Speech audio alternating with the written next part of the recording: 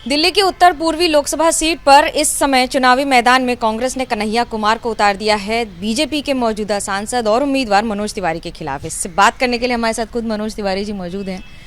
क्या कहेंगे, लड़ाई अब पूर्वांचली बनाम पूर्वांचली हो गई का? देखिए, चुनाव में कोई ना कोई तो आना ही था। जो भी आए उसका स्वागत है, लेकिन मुझे लगता है कि एक बात की इस समय चर्चा जरूर है लोगों में कि कांग्रेस नेतृत्व को एक कोई ऐसा नहीं व्यक्ति मिला जो कम से कम देश के विरोध बात न करता हो, कम से कम देश की सेना को गाली न देता हो, ऐसा कोई नहीं मिला।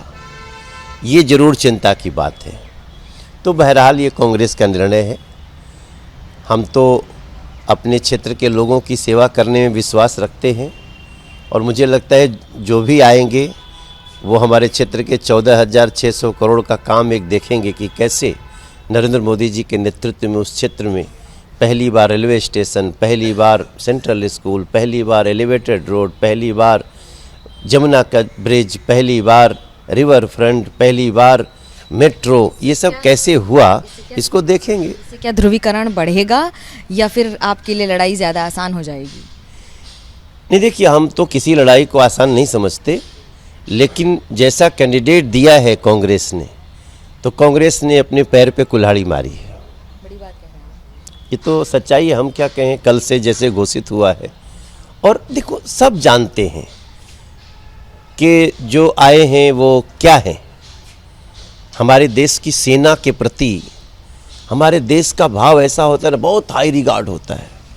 और कोई सेना को रेपिस्ट कहे, कोई सेना को गाली दे, कोई टुकड़े टुकड़े गैंग का नेतृत्व करे, तो ऐसे लोगों को अगर कांग्रेस अपना प्रत्याशी बनाती है तो बाकी तो जनता जवाब देगी।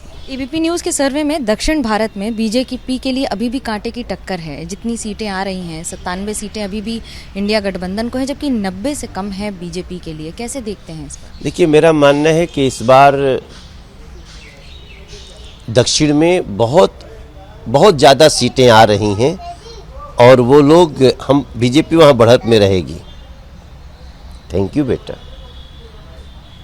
अब जब इस समय चुनावी रणनीति की बात कर रहे हैं तो पश्चिम बंगाल में भी कांटे की टक्कर है। 20-20 सीट दिखा रहा है 42 सीटों में से।